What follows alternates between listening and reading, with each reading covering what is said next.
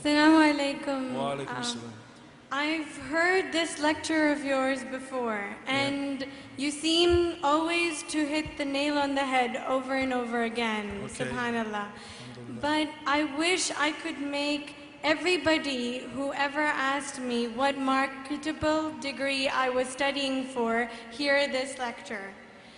Because subhanallah, us Muslim women, we're educated, we're intelligent, we're capable, but we're looked at in just the opposite way for not being career women. Yes. And a lot of the sisters here have those questions. I mean, there's so many sisters in line behind me. I was hoping that I would be able to represent all of them in my question. Yes. Basically, in today's world, we're given so many reasons to believe that we should be career women. They say that Khadija, for instance, radiallahu anha, was a woman who worked. She was a businesswoman. They say that if you're working in a department that is benefiting the world, like gynecology, like being a lady doctor, is that really so bad?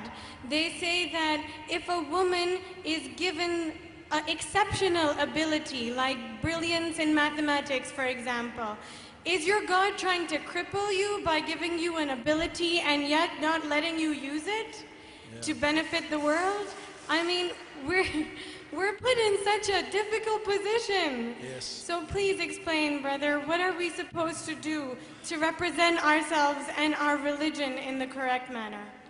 MashaAllah. You know, I'm tempted to say, ask Dr. Zakir.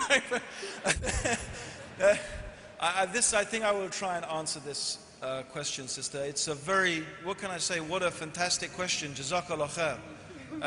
And I can feel that, you know, I can feel that sort of frustration that you have. You know, I want to reply to this, first of all, with an experience I have of someone I met. This is a sister I met who is a doctor in UK, and she came to me asking me to please help her find a husband. She said to me, this is what she said to me. She said, I see so many sisters, and this is really a problem in England.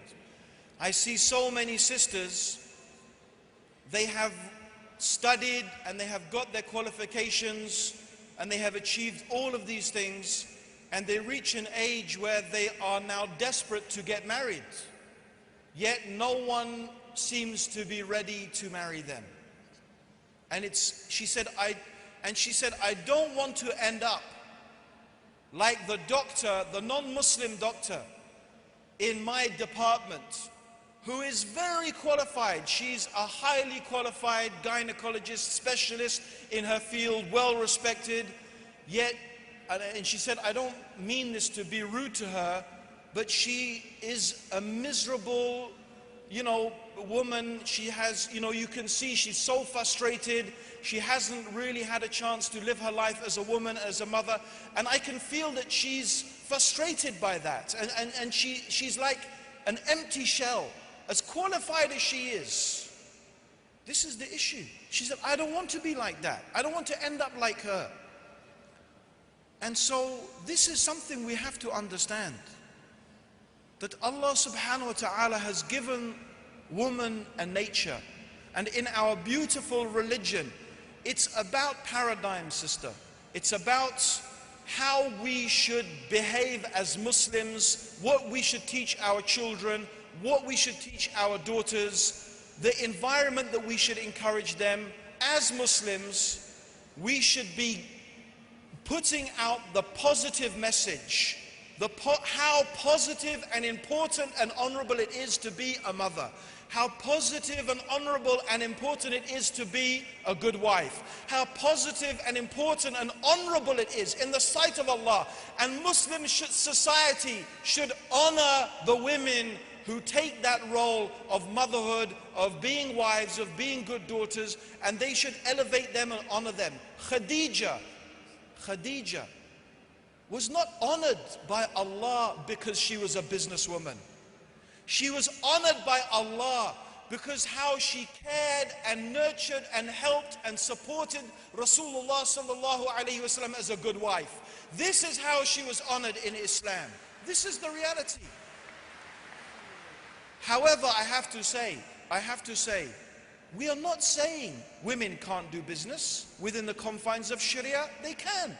We are not saying women can't be mathematical geniuses. We're not saying women can't be great authors and writers and anything else they want to be within the confines of the Sharia. If that's what you feel compelled to do, if that's how a woman feels she has to express the talents that Allah has given her, and she doesn't find a conflict between that and her desire to be a mother and to be a wife, Alhamdulillah, Islam does not say she can't do those things. Islam does not say she can't, as long as, of course, it's within the confines of the Sharia. But that's just not what we are asking women to do. We're not saying, oh, you women, you have to be like this, you have to have a career, you have to be this shining star, you have to be... No. Islam is not saying and pushing you to be like that. If you want to, Alhamdulillah, within the confines of Islam you can. But that's, you know, you should feel honored. You must feel honored. And we, all of us, must honor women and make them feel honored. Subhanallah. You know, I tell my wife, my brothers and sisters, can you imagine?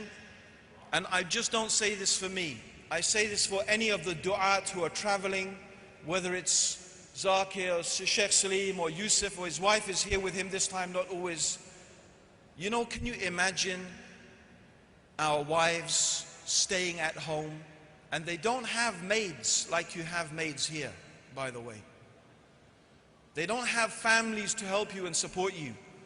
When I go, my wife is alone with the kids. She has to go shopping. She has to do everything. And I'm away giving talks and lectures. It's very, very hard. You can't imagine. And sometimes that shows. But I say to my wife, you know what? You know what?